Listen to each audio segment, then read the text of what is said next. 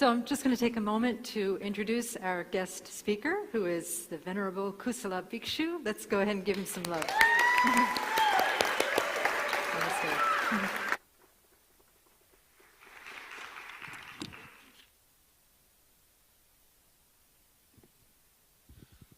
I am happy to be here today because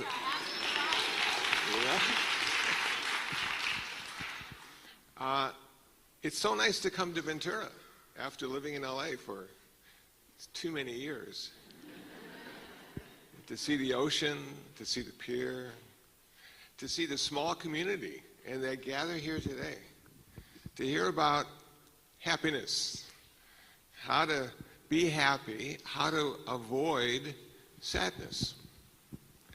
Now, the Buddha said, he said one of the problems with trying to be happy is we have some issues. And those issues prevent us from realizing the happiness that's always there and has always been there. So if you try to seek happiness outside, sooner or later you're going to be disappointed. Some of the issues are greed, lust, hatred, delusion. These are really big issues because this makes up a great part of our life. And we're faced with waking up to the fact that they are there and we don't have to be them. So I'm going to talk about the 5 hindrances that prevents us from finding our happiness. Number 1, big one, sense door desire. Sense door desire. See, we have these sense doors, the eye and the ear, the nose, the tongue, the body, the mind, thinking. And these sense doors are always attracted to beauty or pleasant sounds or a nice smell or a good taste. And they drive us. It's like the carrot at the end of the stick. And we keep running after all our sense door desires, thinking that once we achieve them, once we hold them and grasp them, that we will be happy. And everything will be okay. Well, everything will be okay inside, but you know what? It's never going to be okay outside. It's a constant struggle manipulating and changing the outside to have it reflect our inside. So, back in the 1980s, to give you a personal example of sense door desire, back in the 1980s, I was meditating on a regular basis, finding out about myself in so many interesting and unusual ways. And during the meditation, which lasted an hour and a half, sometimes my mind would wander.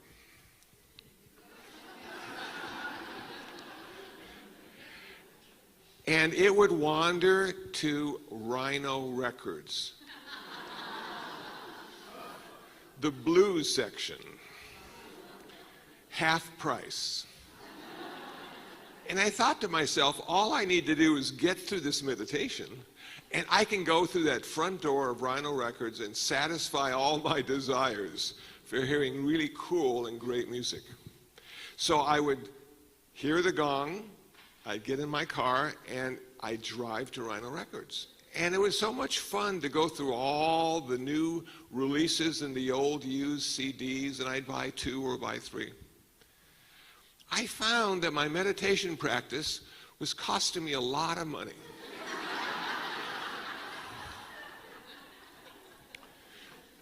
That if I stopped meditating, I could save hundreds of dollars. But then I realized, well, maybe it's just this darn desire that keeps arising, distracting me from what I'm doing right now, from the work at hand, which is simply watching everything arise. And the desire for records arose, and I identified with that. It was me thinking about the records. But then it got to the point where it was just thinking. And then I started to analyze what a record is, or what a CD is, or what music is. And would it really change my life for more than a few moments, a few minutes, a few days? So one of the techniques that I like to use when I'm faced with sense door desire is say, who desires it? Is there an essence or an independent activity that's called me that reacts to that? Or is it simply a process that occurs because mind now is taken over by desire and attachment? And if there's no one really there who wants or desires the CD, who goes into the front door of Rhino Records? Is it simply an illusion, a false sense of self? Something that arose because part of me was bored and wanted to do something more exciting, or be more challenged, or be more stimulated. And ultimately, I came to the place in my practice when those sense door desires arose, I would say to myself, you know what? I'm going to die. And I'm going to have a whole CD collection just sitting there without anybody paying attention or caring, and they'll be just thrown away. So what's the point? If I'm going to die, what's the point of owning anything? The point of owning things is because it allows us to feel alive, but also, more importantly, it gives us something to do. So I have come to the conclusion that I don't really own anything. I just use a lot of stuff. And one day, I'll just let somebody else use it. It'll be fine. The second hindrance is ill will, discontent, oftentimes created by an object, person, or circumstance. And we have a tension that's been created because we know it could be better. That person was trying to take advantage of me. I wish I wasn't here. I wish I was there and I'm not. All the things that make us feel a little bit uncomfortable. There's a mental aspect of ill will, and then there's a physical aspect of ill will. And sometimes the physical aspect can surprise you. It did me. One day I was walking down the street in my neighborhood, and I just happened to glance down at my right hand for some reason, and it was clenched. All the tension I had been feeling at a sort of a subconscious level had gone into that right hand, and it was clenched. And I was a little stiff and uncomfortable, and my breathing wasn't relaxed. It was sort of baited, if you will, just little short breaths.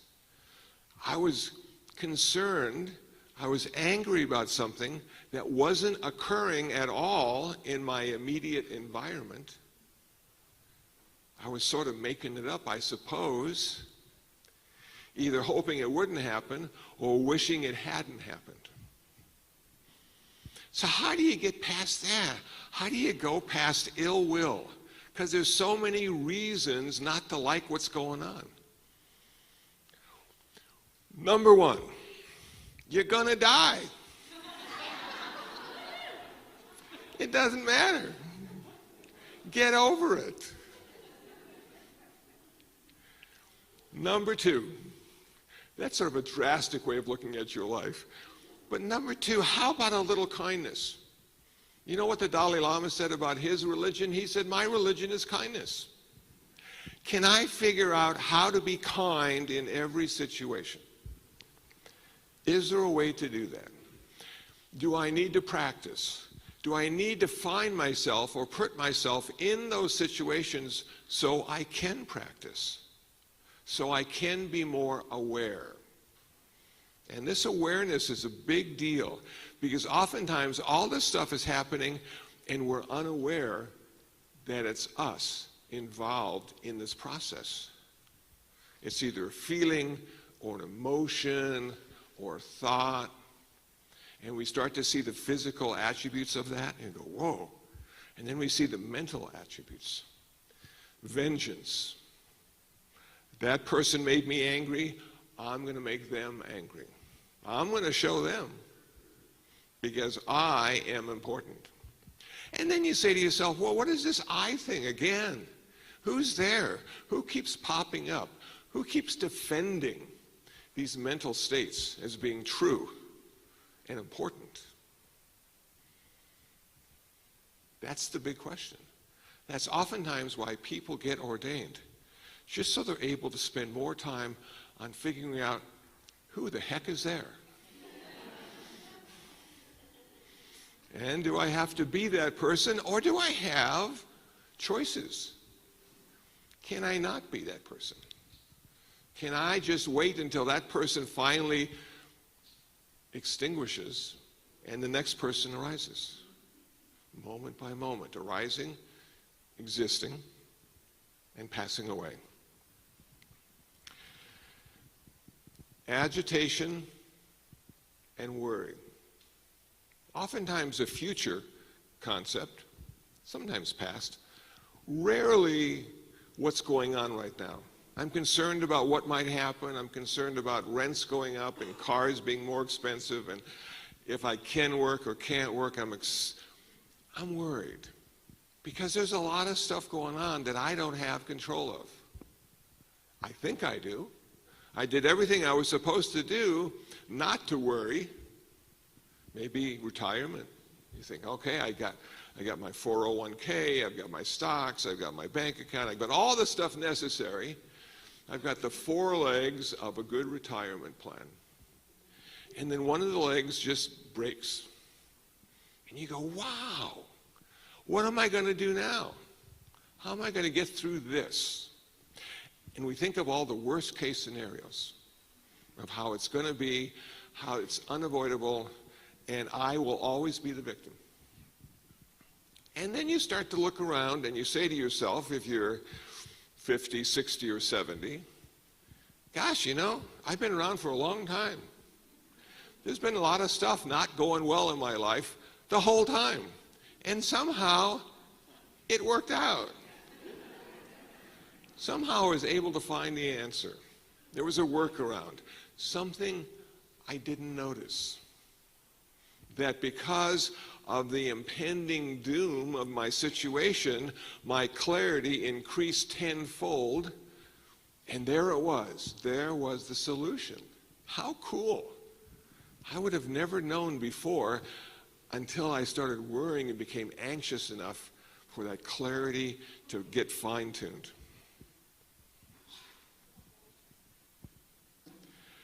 We're at number 4 now. Sloth and torpor. Being lazy, being indifferent. There's a physical aspect, there's a mental aspect. Now the physical aspect is fairly easy to deal with. I find that afternoon nap is the answer for me. I'm a little lazy before the nap and I'm invigorated after the nap. I'm going, okay, cool. If I miss my nap, though, it becomes a problem. I become a little bit lethargic. I'm not sure I want to do that or go someplace. I don't know if I have the energy, So what I did in my own personal life is I bought one of those stationary bicycles so I could be active and go nowhere.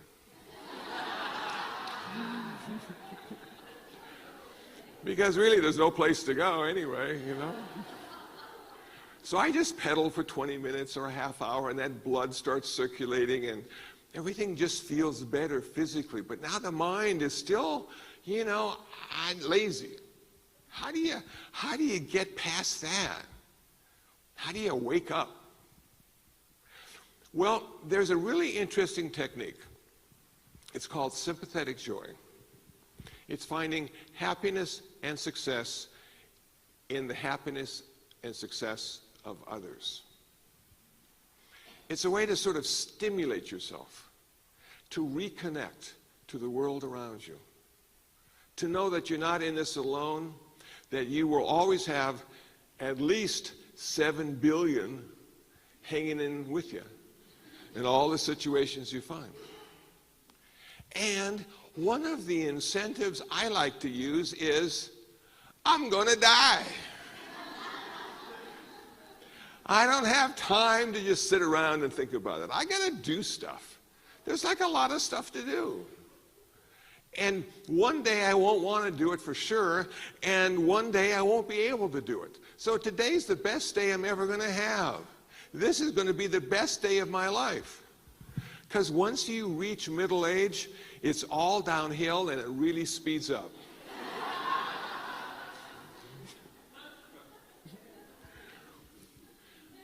So don't procrastinate. Just do it, as Nike would say.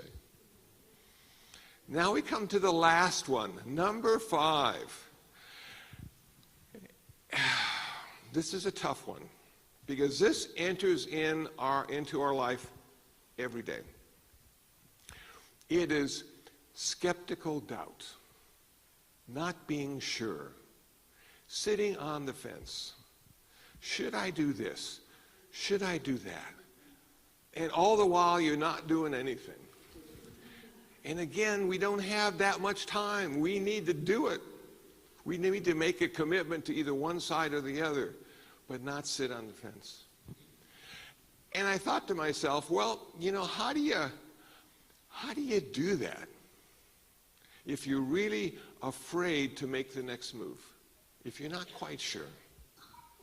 Well, sometimes you need to think about it this way.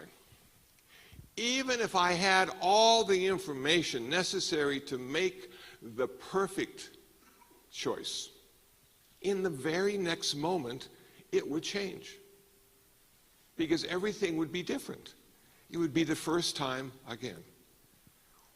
So then I'd have to rethink everything because of all the new information, and then it would change again. And will we ever have enough information to make the perfect choice? We will not. But sometimes those bad choices are opportunities in disguise. Sometimes that perfect choice turns out to be the wrong choice.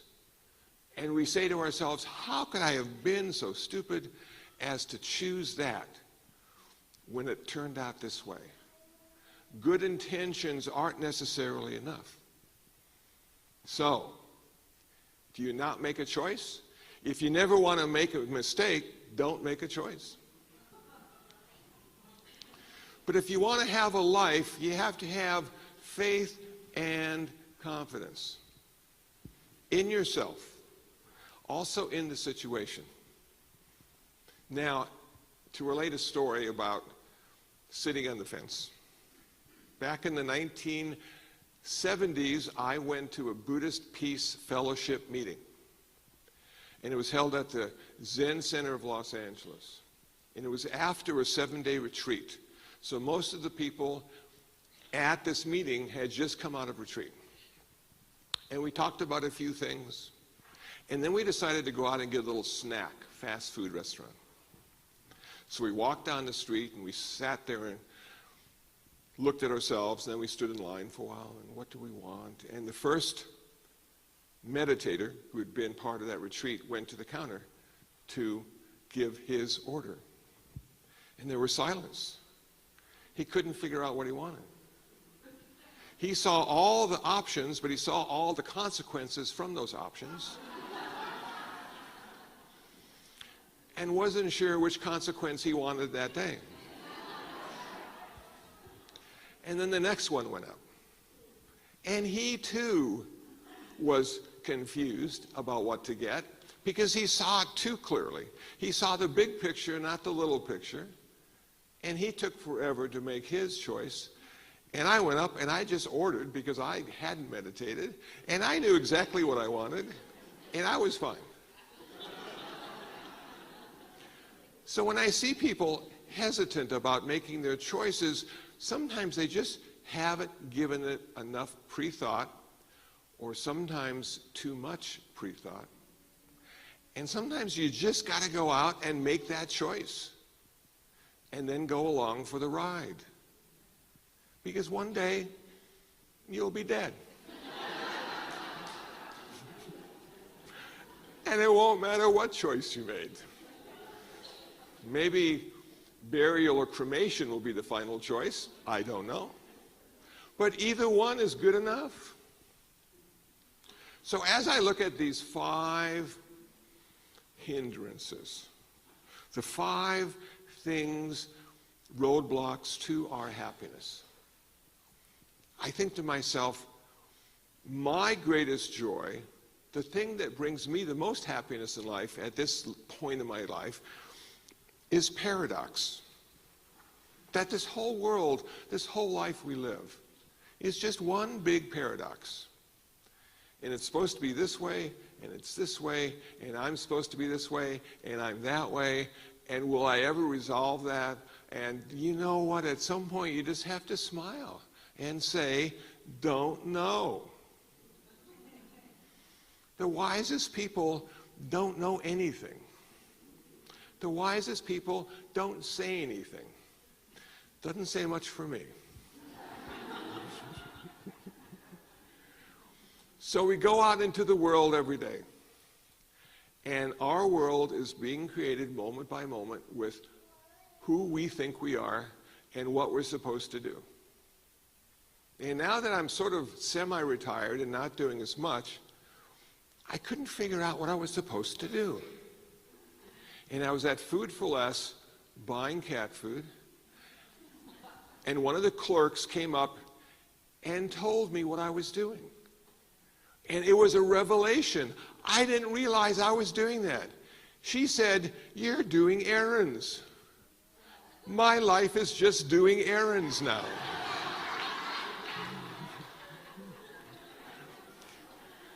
I have no firm commitment to any long-term ideal. I just get up and do errands all day and sleep well. So I can recommend to you, be happy. It's going to come and go. Don't get too attached when it's there. Don't have too much aversion or sadness when it goes. It sometimes happens because of the outside stimulating the inside. But the Buddha said everything is impermanent. Everything is ultimately unsatisfactory. And you're not in charge. So even happiness ultimately becomes unsatisfactory because it doesn't last forever. Be happy. Thank you for listening.